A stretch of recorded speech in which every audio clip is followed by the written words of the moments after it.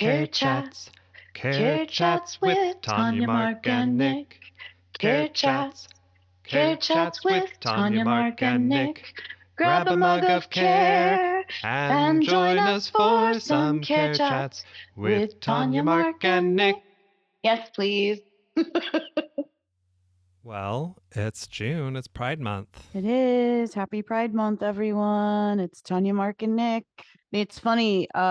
We kicked off the top of our shared time this morning, kind of talking about like what does that mean?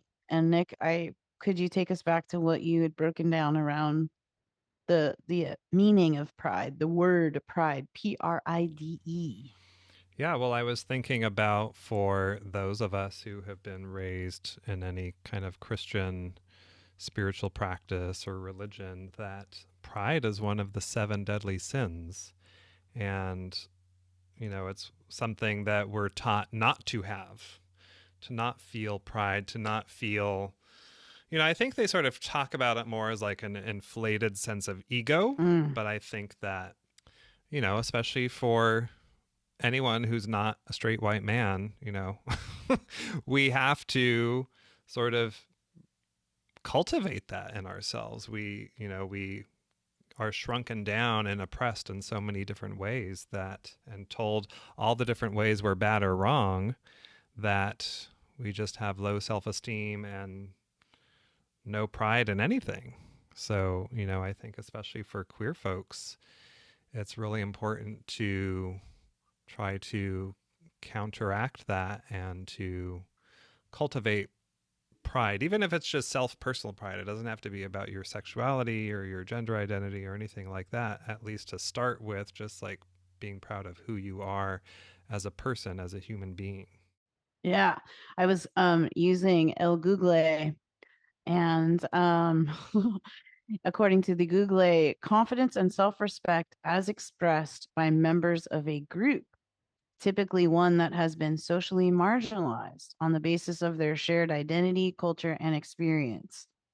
And I was like, yeah, so when we talk about LGBTQ plus pride, that is a collective meaning of the word pride, that we are finding like here are the places, we share some common denominators with one another, and let's be proud of that, and take deep pleasure and satisfaction in that this is who we are, and we're celebrating it not just internally with ourselves, but with others, right? Yeah, and I also think about why Pride Month is in June, and it's because of the Stonewall riots that happened the last Sunday in June of 1969, I believe, if I'm being a good queer historian.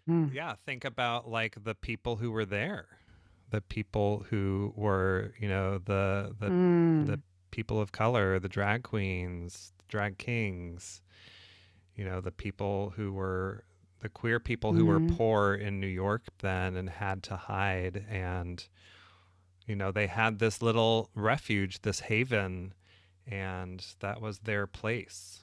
And they decided to finally stand up and fight back. And because they were cultivating pride in themselves through community.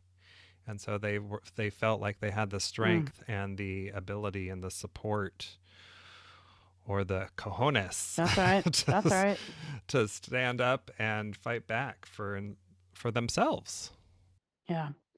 I really dig this idea of like pride as a sense of satisfaction with our identity, performance, or accomplishments, right? And that when we come together, that kapow, I was also thinking of, oh my gosh, I was also thinking of like pride is the word group of lions, right? And pride is, and so then it was making me think of kind of what we had talked about a little earlier too, was that I associate pride, or what came in was the tarot card strength, right? Number 8, strength, and that the tarot card invites us as a Leo based card to work with soft power and fierce compassion. So I also see that sense of pride that not just in a collect, like it's internal and as a group, and together when we come together with those medicines, how healing it can be for the old stories or Mm-hmm. systems that we might have come from, right? Which I think you shared it with us at the top of this chat, was that, you know, we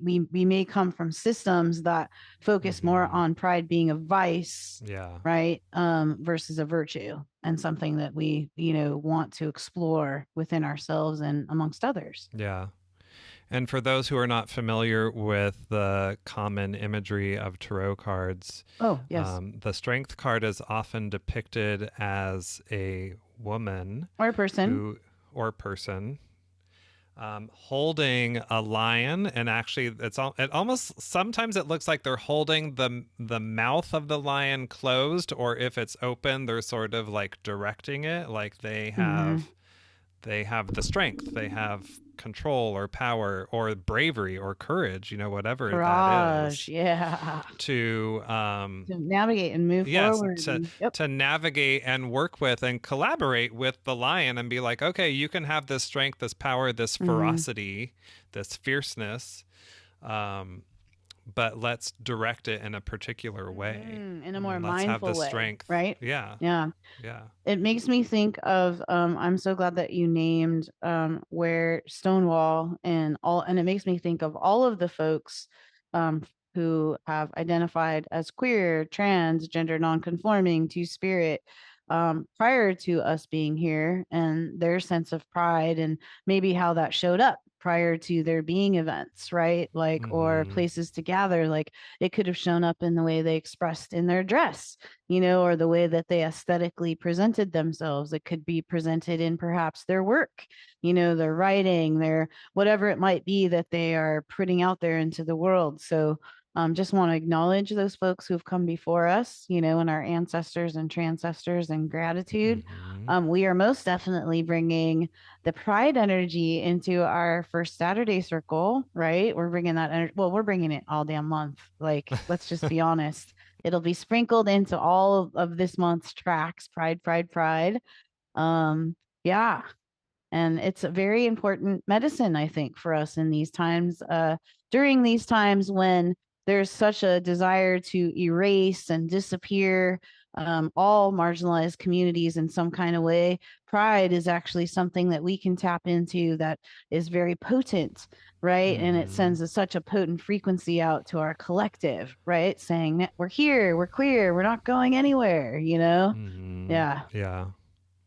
Yeah, I feel like you and I have been talking a lot about like cultivating queer joy through whatever we need to do to take care of ourselves, to find passion and joy, whether it be through artistic expression.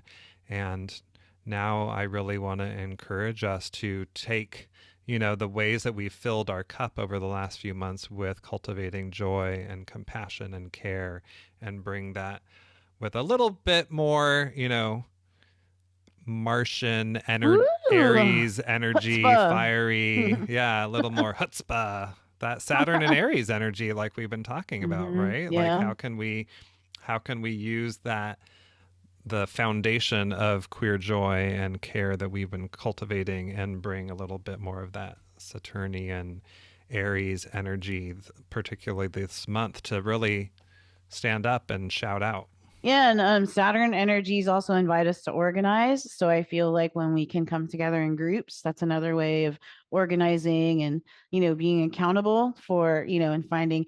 And I want to clarify and make it clear to our listeners that that can be in many iterations. It does not have to be a specific type of event, as we just want to acknowledge that folks are understanding and learning how to align and pick activities that align for, you know, how they live. So we want to recognize that we understand that there's pink washing for you know, and these types of energies that folks are being mindful of. So we're asking and inviting people to look at what that might mean for them, and to Mm-hmm. participate perhaps in a community minded way that feels good, you know, for in the way in which we express ourselves and authentically live as queer people. Yeah, the ways that we may all choose to celebrate Pride don't have to be public. It Yes, thank doesn't you for mean naming that. going to a parade or going to a march or, um, going to a party and drinking, or, all the ways that the corporations have started to take over. And, I don't know what's happening with other prides around the country right now, but I know that here in San Francisco, I've heard that a lot of the corporate sponsorship pulled out of San Hmm. Francisco Pride this year, which on the one hand means that there's less money for production, but I'm also kind of excited to see what happens with less corporate presence Yeah, at maybe that, Pride. maybe in some ways it takes it back to the grassroots, right? So you Exactly. took us where Yeah. you took us earlier was why this Pride Month, why it exists, and why it's honored Mhm. in such a way. So maybe in a lot of ways, this removal of corporations and big things does take us back to our foundational roots of like, yeah, Mhm. it's about gathering and coming together. And Mhm. so I appreciate you naming that. And most certainly, y'all, you're going to find a lot of pride energy in these upcoming circles for June. That's be first Saturday, third Sunday, fourth Sunday for our people of color. I also would like to sprinkle in that we are also inviting in some allyship. Queer Spirit is exploring allyship. And so we have invited some folks that we are working with through UCLA to join us as allies, which is also a really important part of Pride Month as well. And do you want to share a little bit on allyship, Nick? Sure. Yeah, allyship is basically just people who are non-queer, non-LGBTQ plus identifying folks who are still in alignment with our vision for support and liberation and freedom and joy and want to support us. So, there's some folks in the program who identify as allies who we're inviting to come in and support and listen and learn Mm-hmm. and learn about how they can become better allies and support us and the queer spirit community and the queer community as a whole. Yeah, that's exciting stuff. And we are so grateful for the opportunity to practice these really important moments of intersectionality, right? Where we have share common denominators and where we can connect the dots and come together, because that's such a potent response to what we are experiencing in the collective. We cannot wait to hang out with you all this month. Yeah, I mean, thinking more about allyship, I think one of the things that's really important about bring inviting allies into our space is the ways that we would be counteracting the divisiveness that is so predominant in our culture and the ways that leaders around the world are trying to separate people from each other and Mm. try to make people different, not like each other, and not even want to listen or talk to each other. And so I think it's really important to focus on allyship in many different ways, not just with queer folks and non queer folks, but in all sorts of ways. Yes, So I just want to really bring in that energy and that intention of allyship as a way of solidarity. that's right, y'all. When we come together, we are so much more potent in numbers and, when we can find one another. So mhm. We just wanted to make sure to acknowledge the importance of the month of June in our calendar year and why it's important to folks that are both queer and non queer, and why it's important to us in general as a collective, right? To see and hear and value one another and respect one another. Mm-hmm. Let's keep taking care of ourselves and each other, y'all. Yeah, and let us know how you like to celebrate Pride. Yes, we'd love to hear that. Care Chats. Care Chats with Tanya, Mark, and Nick.